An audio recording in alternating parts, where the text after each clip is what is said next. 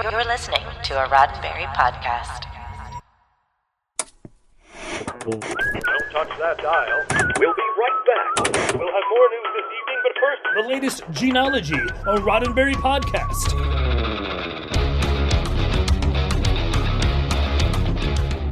Episode 69, Sarong.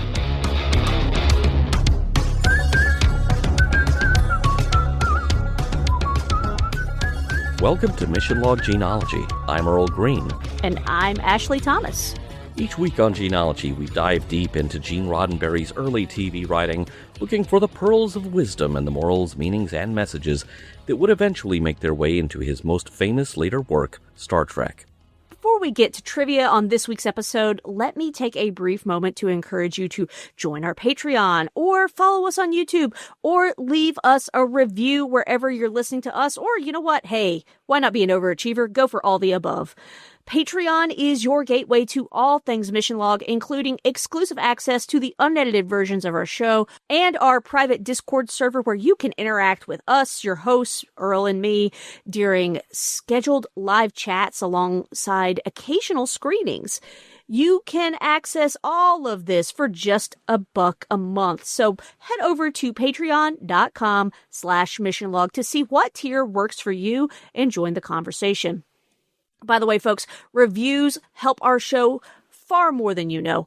Even if you can't come up with the words for a written review, a 5-star rating really does go a long way to tell the algorithm that you think Earl and I are the sauce, and that other people might think we're the sauce too. So we are counting on our loyal genealogists to help us spread the word. And now, this week's trivia. Earl, have you put on your sarong for this week's show? You know, that is a podcasting first for me. You know, it's, what are you wearing? For Sarong, we have 2 sources, an undated script that's obviously not the final draft, and the show itself. This episode of Whiplash got its world premiere on ATV London on October 8th, 1960, with other air dates in the ITV network following later. In the British broadcast order, Sarong was the 5th episode and the first Gene script after episode at Bathurst. It looks like the Australian air date was March 11th, 1961, as the 12th episode aired. If you're confused at this point, hey, join the club. Because this program was syndicated in the U.S., there's really no one set air date recorded for the U.S. market. Now, we talked about John Meredith Lucas previously as associate producer on Whiplash. This is also one of the episodes that he was the director. Joe McCormick guest stars as Zumwalt. Joe was a member of the Whiplash Repertory Company, the small pool of local talent that recurred in different roles in different episodes of the show. He was just seen in episode in Bathurst as Matt Denvers. Now here's a fun but rather scary story from the making of Whiplash. Joe McCormick would go on to appear in one more Whiplash episode that could have been his last gig as an actor. That later episode, which was not written by Gene, featured Joe as a character who was shot at point-blank range, but the armorer handling firearms on the show actually had a blank cartridge loaded in the weapon when it was supposed to be empty. At that range, even a blank injured Joe pretty badly, and he had a 2-week hospital stay afterward. Here as Zumwalt, he gets to be an eloquent, almost James Bond villain kind of bad guy. We have Julian Flett as Hennessy. He was another local actor, though his IMDb resume is surely short a few credits. What it does show is that he appeared in such Australian TV series as The Outcasts and Homicide. This was his only Whiplash appearance. The IMDb record not telling the whole story may also be true for the women guest starring in this episode. Barbara Guest as Tarani, Dale Ford as Nahila, and Leilani Kemp as Leilani all have 1 IMDb credit each, and it's this episode. All the single credit ladies, all the single credit ladies.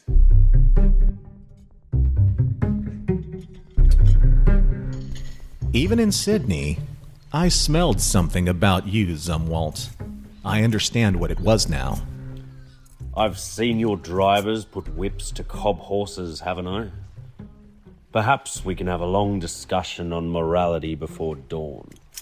It's good to have someone like you here. I know what you think of me in Sydney, a rich, rather foolish old man popping in and out of town. As a matter of fact, I work just as hard as you do, my boy, but I doubt if you can guess at what. The only thing that puzzles me is finding them south of the Torres Straits. Do you know what would happen if news of this got out? Gem pearls, whites, smoky blues, blacks, all within 5 days of Brisbane. There wouldn't be enough rifles in this country to hold this inlet. Why women divers? Why do you think? The romance of it. With you, yes, that may be important.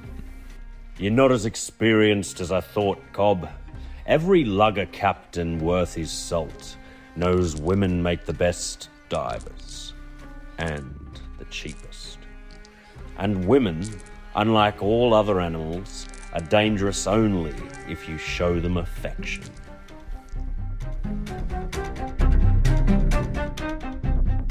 Australia, 1849. The discovery of pearl beds in the Tasman Sea created the same frenzy as the California gold rush. As in America's early history, this attracted a number of young women, called bond girls, who were sent as indentured servants to the colonizers. Act 1. Chris Cobb rides quickly into the office because he's received a message of great import. Apparently, 12 bonded women have disappeared along his routes. Chris has a bit of a reputation with the ladies, so it's no surprise he's been made an easy target for this. He asks Dan who are the regular drivers on the Brisbane route. It's Sam and Ed. Sam's been at the bottle, doing a bit of gambling, according to Dan. Chris asks Dan to put Sam off the trail and take his spot on the next route. They're going to get to the bottom of this one way or another. At the Brisbane station, Dan is seated on the coach, ready to take 4 bond girls to their destination when he's approached by Hennessy. Who are you? Where's Sam? Dan tells him that Sam's sick, but he's been clued in to the operation of the stage, and he'll be taken care of for doing a good job. Wink, wink, nudge, nudge. Hennessy says, "Alrighty then," and hops in with the bond girls. A bit further down the trail, Dan stops the coach. It's Chris who's waved him down, masquerading as a traveler with a Cobb stage ticket. Can't say no to that. But Hennessy won't hear of it. He tries to offer Chris to buy out his ticket and then some, but Chris won't take no for an answer. He tosses his bag to Dan, then starts to mount the stage. That is until Hennessy puts a knife to his back. Chris doesn't take kindly to threats and disarms Hennessy, then breaks his knife on the spokes of the wagon wheel. Hennessy relents and goes to have a discussion with Dan about their situation. Back in the coach, Chris is getting to know the bond girls he's riding along with. One is from India, another from Penang, another Dutch, but she doesn't speak much English, and another from Samboya. The bond girl from Penang mentions how she is not sure of Mr. Hennessy, but before she can elaborate, Hennessy re-enters the coach. "Don't you know it's forbidden in this country to speak to strangers?" Hennessy says. Then he begins to berate the women for speaking to Chris and the death stare they're giving Hennessy. Chris interrupts, but Hennessy advises him to read the Indentured Servants Act before sticking his nose where it doesn't belong. Chris just shrugs it off, saying, "It's hard for a man not to be interested in good-looking women." But Hennessy runs a respectable business, or so he says. The coach ambles on down the trail until they reach a riverbank. Time to water the horses and the people. Chris very gentlemanly assists the women off the coach, but is advised against it when Hennessy sees the girl from India asking Chris about the lack of calluses from pick and shovel on his hands. Chris is no ordinary man, she surmises, but before she can inquire further, Hennessy ushers her away. Chris confers with Dan, who lets him know Hennessy's plans to transfer these women to another coach. Oh, and by the way, Chris, you will need to play dead, because I will have to shoot you. Alrighty then. The getaway coach pulls up. Dan takes aim and fires in Chris's general direction. Chris feigns a hint in an Oscar-worthy performance and takes a tumble into the river. The women scream and protest, but Hennessy pushes them into the cart. After all, they've signed off on 5 years of indentured servitude to quote-unquote good masters. Once they've gone, Chris climbs out of the river, grabs the rifle Dan tossed aside for him, and tracks the wagon. Act 2. Chris follows the trail to the coastline. As he's scanning the terrain for the wagon, he's greeted by some not-so-friendly attack dogs barking and running in his general direction. Chris moves towards some rocks and scales them, putting himself out of reach from the pursuing dogs. From his vantage point, Chris spots some women in a small boat doing some diving. Pearl diving, more specifically. But before he can investigate further, he's spotted by a guard. Chris dives into the water and makes for the dock. He hides beneath the dock, hoping to elude his pursuer. Later, after dark, the guard locks up the dogs for the night. Chris emerges from his hiding place, having safely navigated from beneath the dock to the nearby forest. He approaches the house where he spots a bondwoman in the window, but it's not one of the 4 he met earlier in the day.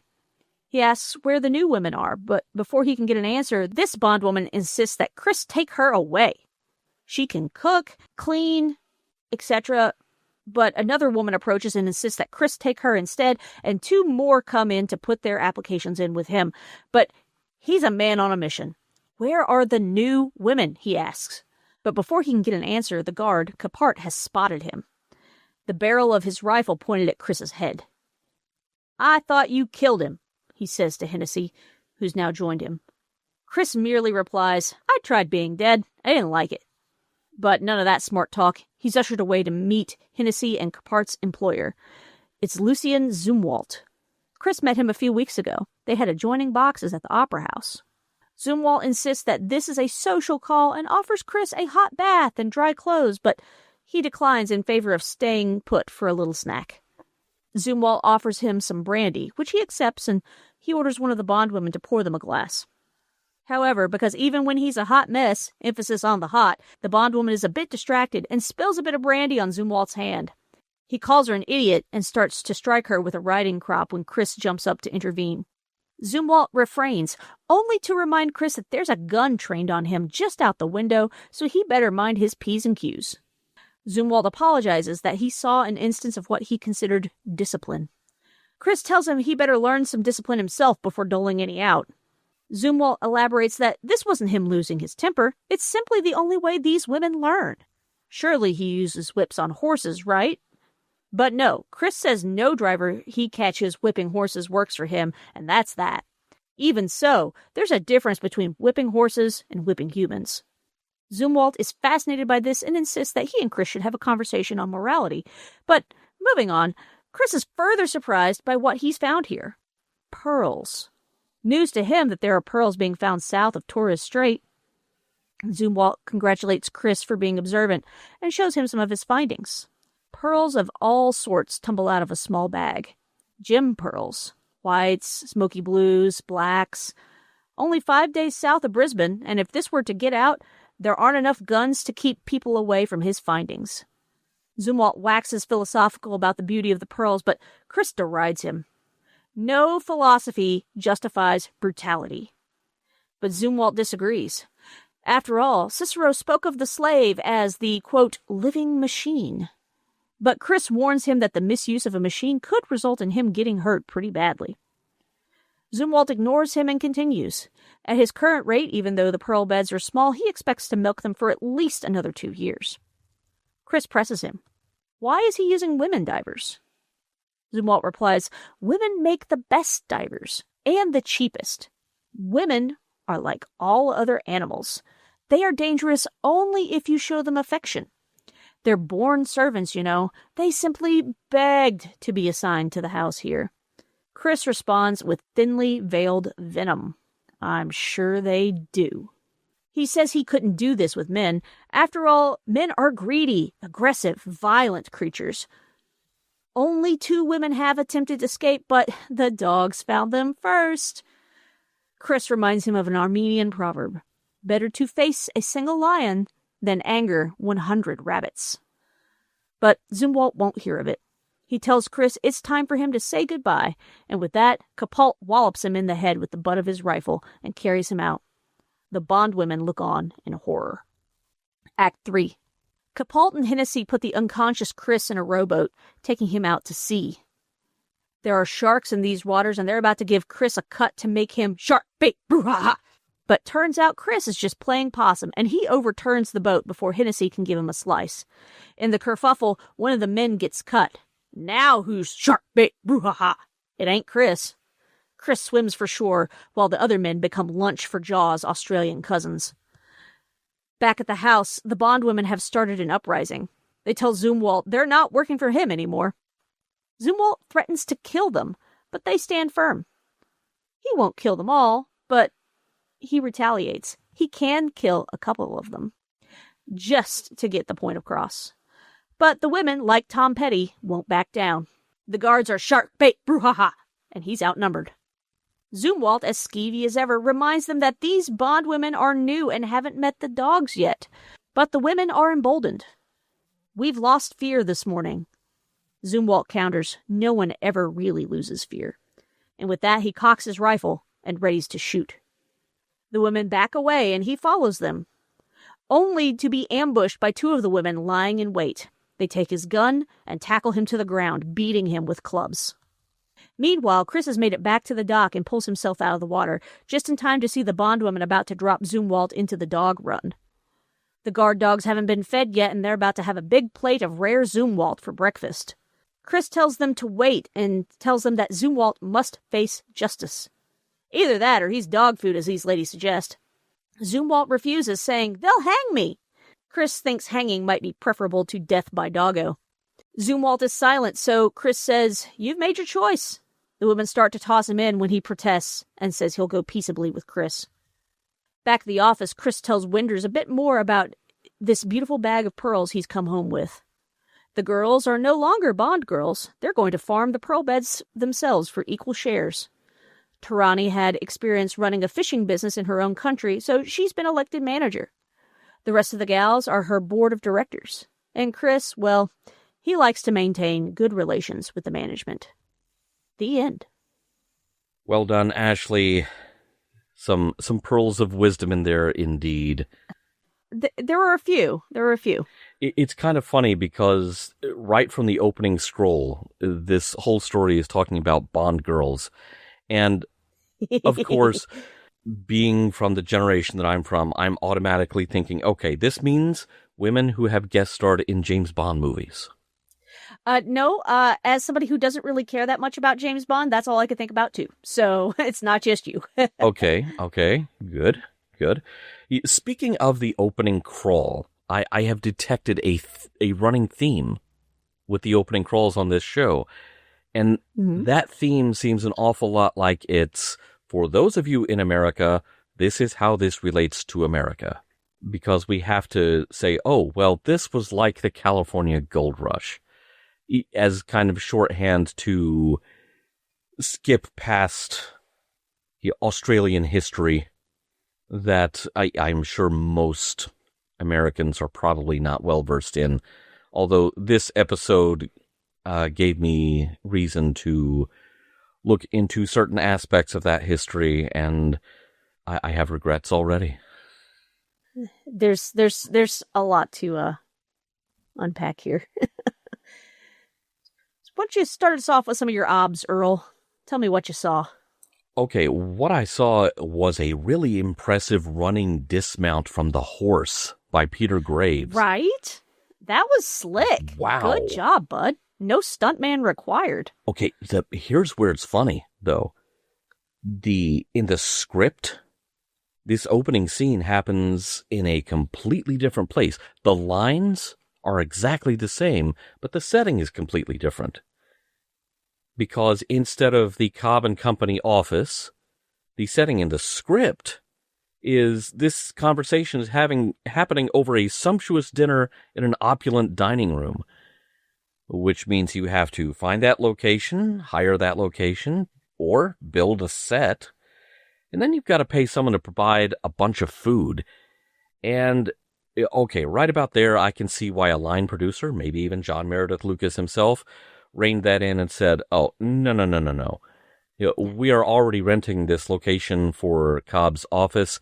That is where this scene happens. The dialogue is exactly the same. Right. I just thought that was kind of funny. And that would have robbed us of that dismount, which that was something. That was pretty cool to watch. I was like, dang, he's in a hurry. Coming in hot. Swinging into the parking lot and slamming into park. Yeah, it's really impressive. Yeah. Blow your transmission out. Poor horse. Okay, so Peter Graves starts doing the Australian accent, and I was watching it the first time, and I was like, oh, Peter, don't do the... he's doing the Australian accent. Yep. I suppose in the story he has to. Yeah, he's trying to pull one over on Hennessy. Yeah, but, he's trying to hide the fact that, I'm Peter Graves, and, Peter Graves is so cool. His clothes blow dry themselves. Did you notice this? I did. I was thinking, like, man, he's going to have to run in wet jeans. Ugh. Talk about, chapping your butt. Jeez Louise. The stage directions say this exactly. His clothing is beginning to dry. You don't say. It looks like it's been dry cleaned. Hey, is it that hot in Australia? I've never gotten to go. I hear it's pretty toasty. It must be. Either that or, Peter Graves was just so hot back then that...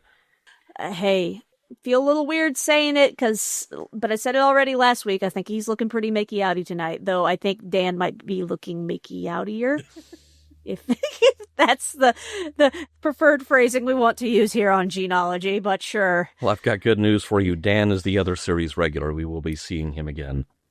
Huzzah. I like his curly hair. Okay, the location shooting in this episode is fantastic. This looked like movie stuff. This did not look like, oh, this is just another TV show. Now, I suppose if you're in Australia and there's just huge amounts of coastal territory to serve as filming locations, they're probably looking at this like, oh, this looks like everything else on TV. To my uninitiated American eyes, I was just like, wow, this is cinematic. This is amazing. Yeah. When I was watching the episode last night, Mr. Nerdy Blogger came in the room. He's like, wait, this is Australia, right? I was like, yeah, I know. I've never been there. I've never really seen a lot of pictures of Australia's terrain other than like the desert. So I'm like, oh, wait, no, this is an island. All of Australia has some oceanfront property. Unless you're right in the middle of it. Yeah. Unless you're in the dead center. Hey, you're not that far from the ocean. And my goodness, it's beautiful. Even the place where they stop so the horses can take water that's quite a spot. And like I said, I'm sure that if I was immersed in Australian TV, I'd probably see that same location in like 5 other things. But to our eyes, it's very impressive. Yeah, what I'm really liking in this series is, it's a Western, but it feels fresh because it's not in the West. Yeah.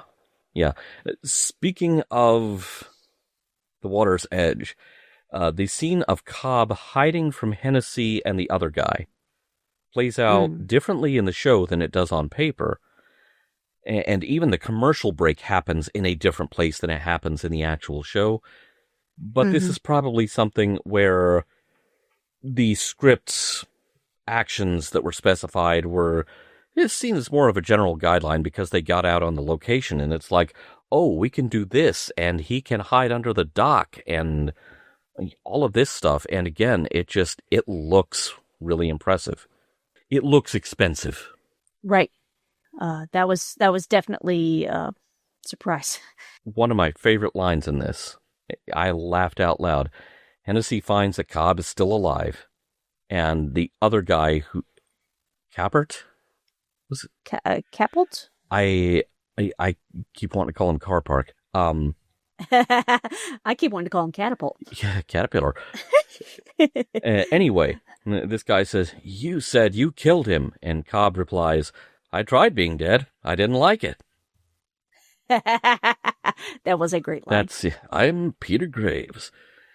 Later, Zumwalt says, "We have to get you into a hot bath and some dry clothes." What's the point? Peter Graves is so cool, his clothes blow dry themselves. I'd say he is so hot, all of the moisture in his clothes just steamed out. Yeah, so Yeah, save your water bill there. I wrote this note down with absolutely no context. Hey, it's Whiplash Shark Week. I really love the shark attack scene. One, like just let's put the camera in the water and have the guy scream at it while we shake it around. Oh, that's perfect. I loved it. It was so fun. I started hearing the song Shark Attack by Split Enz.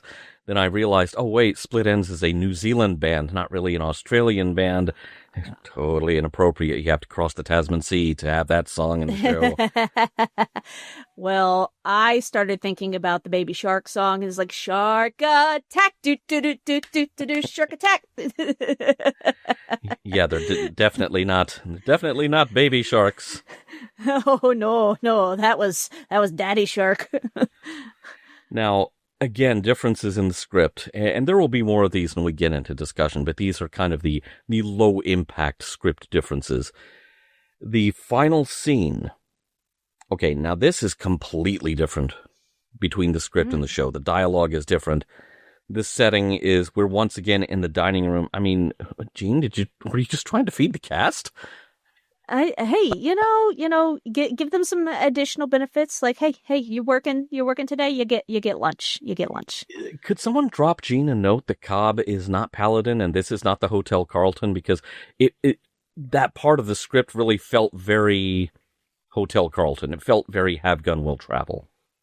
Mm-hmm. The scene as televised is actually a big improvement because it drops into our heads the major development that the women are now in charge of the pearl harvesting operation. They are their own board of directors. They are in charge of their own destinies. They are no longer indentured servants. Mm-hmm. Two words that are definitely going to come up in discussion. One thing I thought that was really interesting, in the middle of the episode, once we see Chris, he's tracking the wagon and he makes it to the coastline. For the next solid 2 or 3 minutes, the only quote unquote dialogue is the dogs barking. If you even want to call it dialogue, it's all told visually. I thought that was really interesting. You kind of got to let Peter Graves' physical performance and the scenery do the hard work for you. And we as a culture largely watch TV with our phones in our hands. I'm very bad to do it as well. I had to put my phone, toss it on the other side of the room, so I couldn't reach it because I kept missing what was happening because I wasn't actually paying attention to the screen. So I had to rewind. Okay, wait a minute. What's actually happening here? And really taking everything in. I thought that was really interesting because you don't see that so much in TV now because I think a lot of production folks are thinking about in terms of what are people's second screening. Yeah, which is unfortunate. Yeah. I did notice one interesting thing about that scene where there is no dialogue happening. When the dogs are after him, he hides the rifle. He never gets back to it. And this kind of seemed like it was maybe a very faint echo of the themes in episode in Bathurst, which is, guns are not going to solve this. Yeah, I figured and that I think that's a really interesting point, Earl, because I had figured he'd put it down because you need both hands to climb this rock. Yeah, in the script, it specifically mentions that he does not want the gun to go off and give away his location. Fair. That's an interesting point. But you're right. Looking back, if you set this side by side with the episode in Bathurst where he's all like, nah. As soon as I get a gun, everybody in this town's going to have a gun. I love the payoff of better to face a single lion than anger 100 rabbits. 12 or so women taking down this scumbag. And, all I could think about was, I was like, yeah, 100 rabbits indeed. Suck it. We should have gotten Norman in on this one because he doesn't even want to make 2 rabbits angry. No. Let alone, the dozen women that this guy's got, his bond women. he's basically a Bond villain. Yeah, and I think they definitely live up to that about the time that they're beating him up, which was which was delightful. There was so much in this script, and we're kind of dovetailing into some of my notes for discussion. There's stuff said in here that just made me want to punch someone, and I was just like, Gene, where are we going with this? Yeah. I think my one consolation with that was all the stuff that made me angry and wanted to punch somebody was all said by the bad guy. Yeah, and it was supposed to. Yeah.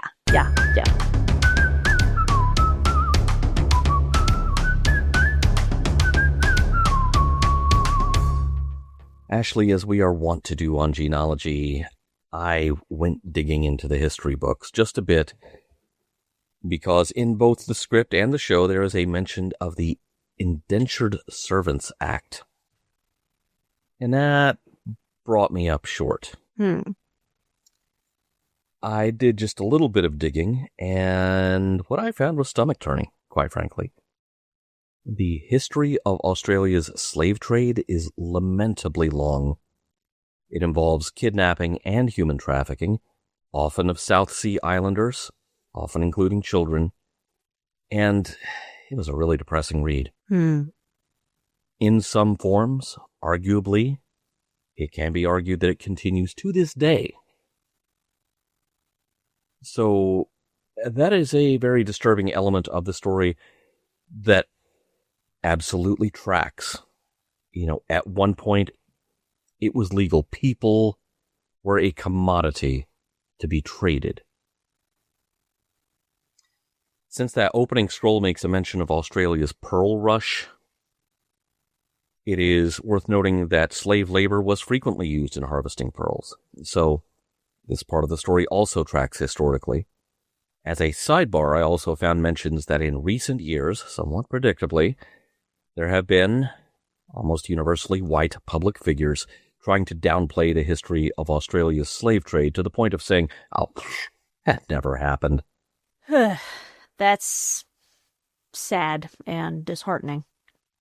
You did a little more research into that than I thought to this morning. I remember learning about indentured servitude in like social studies class. I don't remember the time period in which we were learning about it, but the premise is you work for a certain amount of time in order to pay off a debt or something like that, or to get something in return. It was never played off as like, actually, this is really pretty much slavery. Like prison labor in the United States? How about that? Yeah, we can't exactly take the high ground on this. Yeah, no, and certainly wasn't trying to, because there's a lot of mess.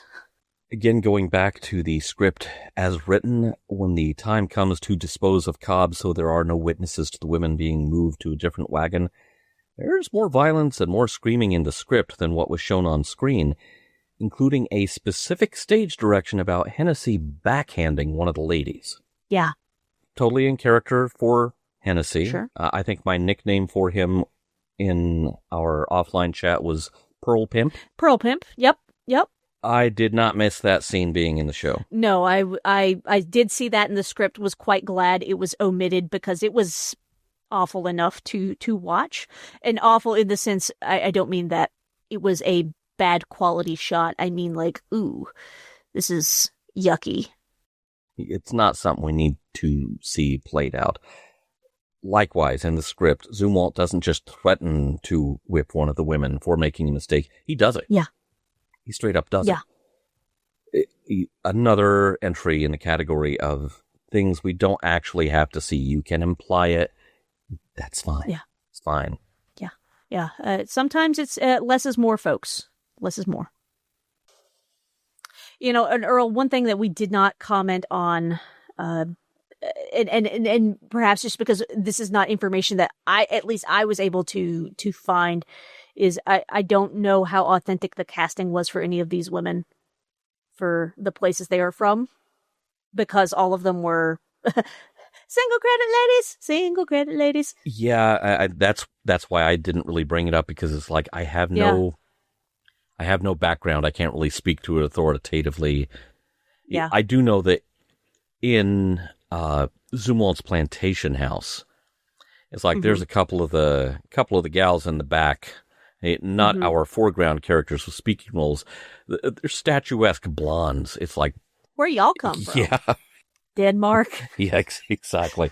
It's like I don't think that's how this worked, because this was the history that I read up on. It was much more likely to be Asian Pacific Islanders.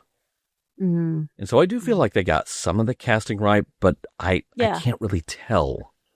And at the same time, other than the statuesque blondes in the background who didn't actually say anything, I felt like all of our foreground characters acquitted themselves nicely. So at no point did I not believe that they were who the script insisted they were. Yeah. It wasn't something that was kind of painful, like in episodes of Have Gun or Boots and Saddles or Wrangler, where it was very clearly white person in brown face. Yeah.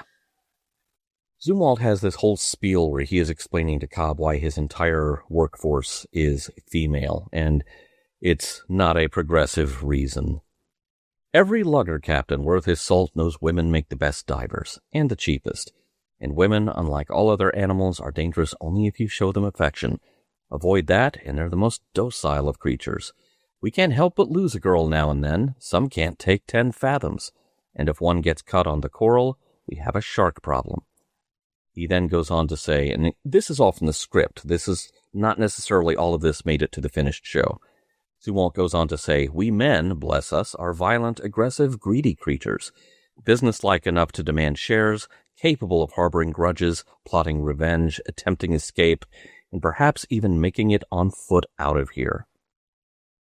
All of this, it's really distasteful. You want to punch the guy, like we were saying in the previous segment. It is a delightful setup for the fact that the women are the ones who take Zumwalt down. Because at that moment, okay, Cobb ditched Zumwalt's thugs and fed them to the sharks. He has had to swim to shore. He climbs out of the water. He is waterlogged, and I bet he's just a little bit tired. Cobb's kind of useless here. Yeah. I mean, the most he does to help rescue the women is inspire them. Yes. And I'm glad the show takes that tack. This is in the script as well as the show. Mm-hmm.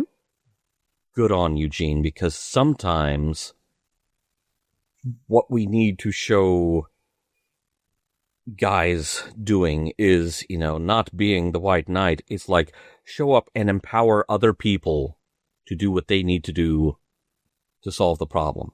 Yeah. If Cobb had shown up and started throwing punches, well, this would be a bunch of white savior BS. But instead, he just kind of breathlessly shows up and says, there is due process, or we could go ahead and feed you to the dogs, dude. Yeah. This has a little bit of a flavor of Charlie Red Dog. The whole conversation with Zumwalt, basically being a Bond villain, I was thinking of the guy from Tiger. Ooh, yeah, good catch. And then there's a similar kind of proverb sort of thing in here about a lion, not a tiger. But yeah. Yeah, and the way that guy treated his labor who didn't want to be there. Yeah. Yeah, I was thinking Charlie Red Dog because of how Chris shows up and empowers, or it doesn't even necessarily say anything specifically to the women, but he just hit the fact that he cared enough to show up makes a difference to them and inspires them not to be afraid. The women had all of their own tenacity about them as well. And I hope I'm naming these ladies correctly, but because they don't actually say their names explicitly in direction at the character in the show. Tarani, I believe, the lady from India, she's the leader. She's got the fire about her. She's the one giving Hennessy the death stare in the coach. And she's like, the heck you doing telling us that we can't talk to this guy? So she's got that tenacity, and the fact that Chris shows up and says, hey, this is not cool, but doesn't actually do anything to rescue the women other than feed the guards to the sharks. And that he doesn't even do on purpose. He just tips the boat over and the guys get cut. Oh no. Well, they shark bait. Brouhaha. But I was thinking about Charlie Red Dog because Paladin, he defers to Charlie and talks Charlie up. So like Charlie, Charlie's got this well in hand. He doesn't need me. He's an ally. And I think Chris here is an ally too, though not in as explicit a way as Paladin is. All Chris really does here at the end is stop them from going ahead and feeding Zumwalt to the dogs. Yeah. That's really all he does. Other than that, all he really has to offer is, oh, hey, I'm here. I'm on your side. Do what you're going to do, because I'm not really in any condition to do anything to stop you. Right. And again, sort of that display of allyship, that's the thing that sticks out to me all these years later after this show aired, is really ahead of its time. Yeah. It's a really great example of what does it mean to be an ally. We have the allyship energy from Charlie Red Dog. We have the villain is an inhumane prat putting on the airs of civilization and sophistication from Tiger. Mm. And really, if you think about it, kind of the same thing happens to him. Yeah. He gets his comeuppance from the women he has been keeping under his heel. Mm-hmm. And I love that about this story. Yeah. So, you've got similar tones for both Tiger and Charlie Red Dog, which are in that same season 3 of Have Gun. Yes. So these are kind of things that are swirling around in Gene's brain about the same time that this is probably written. So did we have a date on that script? I didn't actually look at that. There is no date on the script. Okay. I looked and looked. You looked and looked. But yeah, because the filming on Whiplash did begin in 1959, we're in this weird time warp where Wrangler happens in there somewhere, but Whiplash is happening either side of Wrangler. Mm. But yes, this would have been in very close proximity to Gene having written both Tiger and Charlie Red Dog, mm-hmm. which were very nearly consecutive episodes of Have Gun. Right. And the neat trick is that the change of setting and the change of all the historical trappings that go with the setting really effectively disguise this from seeming like it's borrowing from those episodes. Right. Like, it had I not, seen enough Have Gun Will Travel written by Gene to kind of get that feel for it. I'd never had known. Maybe people watching at the time might have recognized some commonality, but would they? I mean, this is pre-Internet Movie Database. Would they have been able to connect the dots or trace all this together? Not as easily as we could. People in the industry may have. Yeah, sure. And this is why eventually Gene's going to get another shot at creating something, even after Wrangler kind of wrangled itself off the air. Indeed.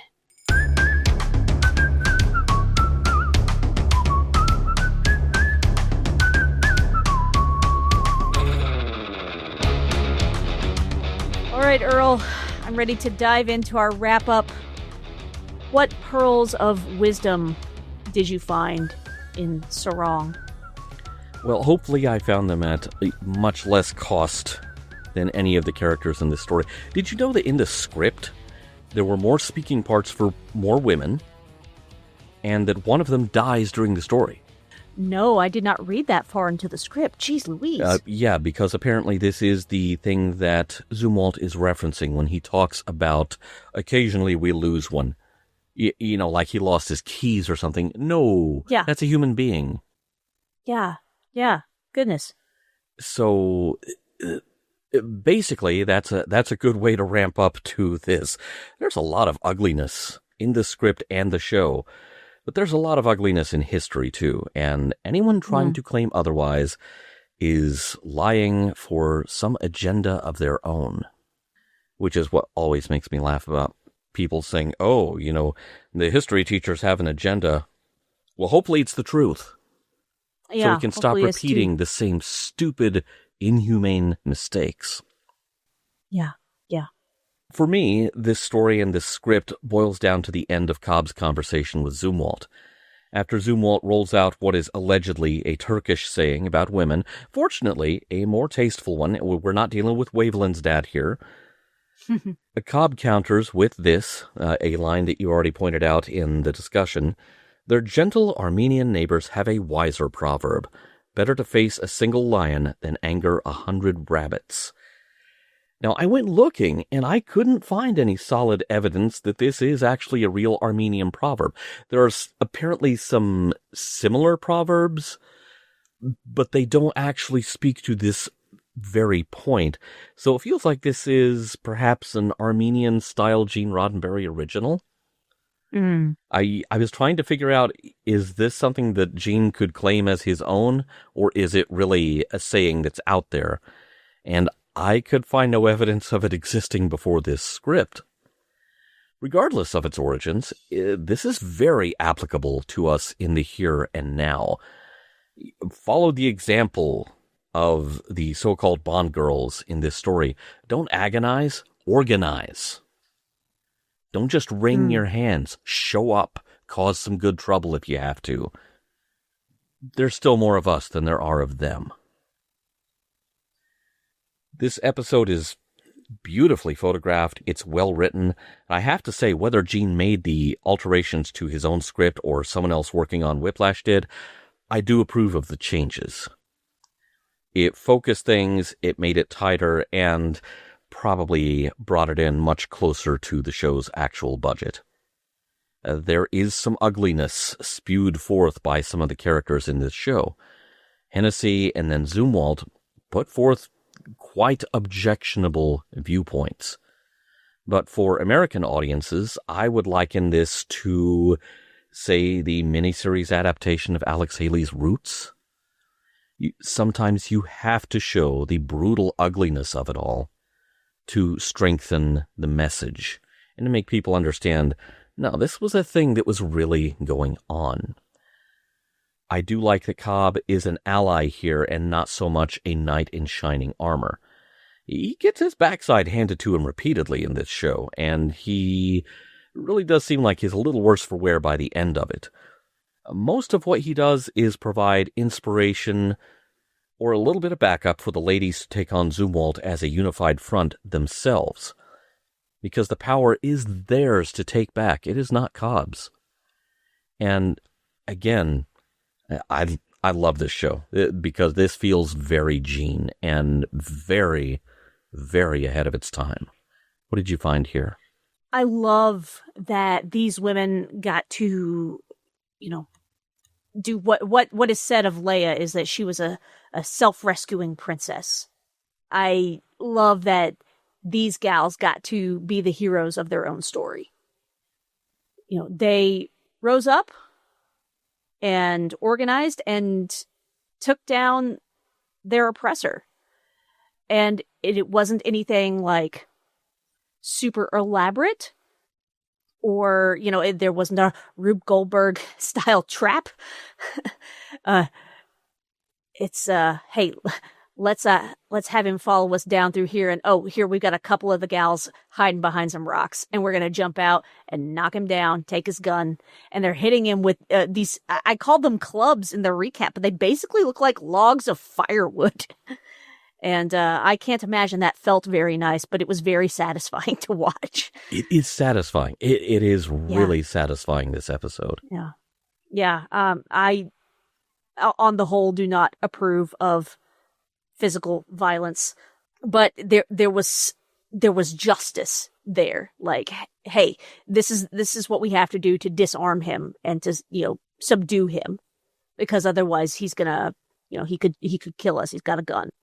This is what they had to do to bring him under their control, because otherwise he's going to do them in. I do appreciate that Chris is all like, hey, I could take you in. Otherwise, these gals are gonna, feed you to your own dogs. And what, that's a type of poetic justice that I'm glad I didn't have to see play out on screen. But also, I wouldn't have felt terrible about it either. Yeah, it's like, and maybe that's on me. But this guy was awful. Yeah, it really is. I mean, it's the last best option anyone's going to give him in this life. It's like, what do you want to do here today, Zumwalt? Yeah. Justice or dog food? Yeah. You're right. You're probably going to get hung. But like, would you rather be hanged or dog food? Thy name is Alpo. Zumwalt, I christen thee with a new name. It is Old Rover.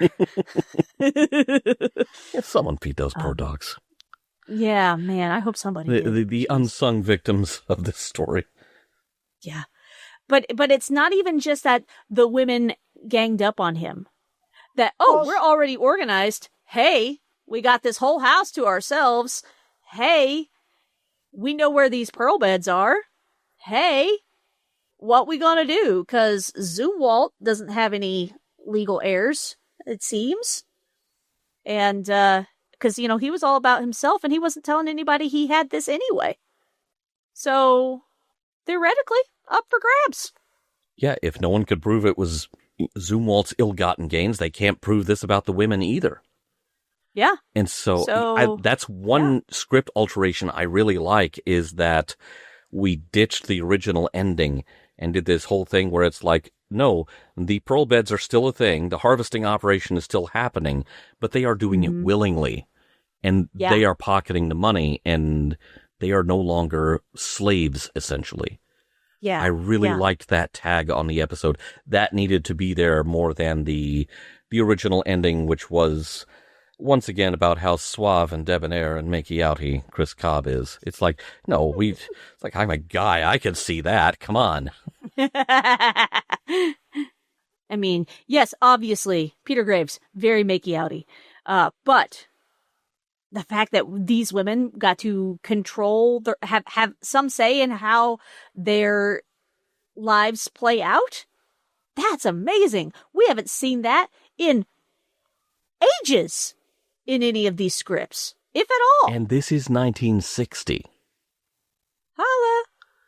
Now, granted, I think, again, the secret sauce in this recipe is that this is intended primarily for a UK audience in 1960.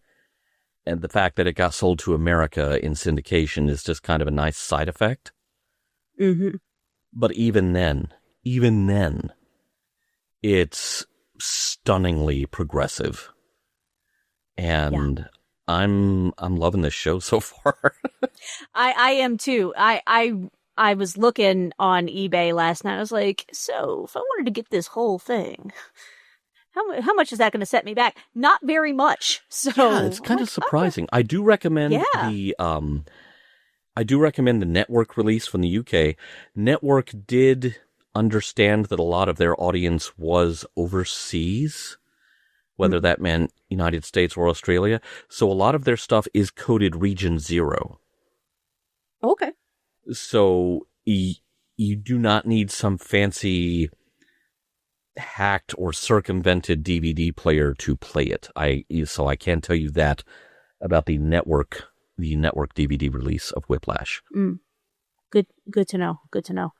Yeah, I think this might be the first time I will willingly, aside from, work at Gene-ology, be like, I want to sit down and watch like this Western, because I want to see if the episodes that Gene didn't write are just as progressive as the ones Gene did. Right. I think the other thing I would add, Earl, like after the frustration of Pitcairn getting things half right all through Wrangler, especially when it came to women, this was a breath of fresh air. Like I said it last week about the episode, but I think it's true again this week. That this feels like, oh, wow, okay, this is This is very Gene. This is the Gene we start to see in TOS. You know, this is what would eventually emerge in later iterations of Star Trek, even well past Gene. They're taking this idea and running with it. I really loved this episode. Definitely good stuff here.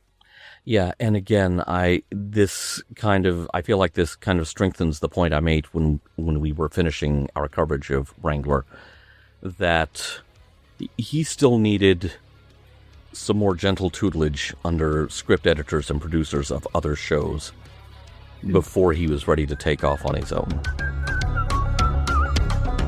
Special thanks to the Roddenberry Repertory Players. Our cast this week featured Norman C. Lau as Christopher Cobb and Paul Cooper as Zumwalt. Gene-ology is meant to be entertaining and informative, but it's also just the beginning of an ongoing conversation about the works of Gene Roddenberry. Drop us a line at missionlog@roddenberry.com and join us on Facebook at missionlogpod. And please remember, your comments could be used on future installments of Gene-ology. If you have any material that might be of interest to us that isn't already in the Roddenberry archive, drop us a line at missionlog@roddenberry.com. Our website is missionlogpodcast.com, and Mission Log Gene-ology is produced by Roddenberry Entertainment. On the next Gene-ology, Dutchman's Reef. Special thanks to consulting producers Matt Esposito, Homer Frizzell, Rand Hurl, Tom Kozak, Julie Miller, Mike Richards, Mike Schabel, Paul Shadwell, and David Takechi.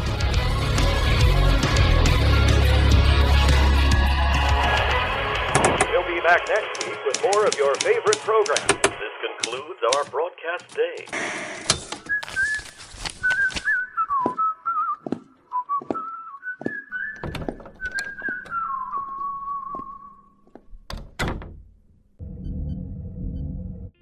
This is a Roddenberry podcast. For more great podcasts, visit podcast.roddenberry.com.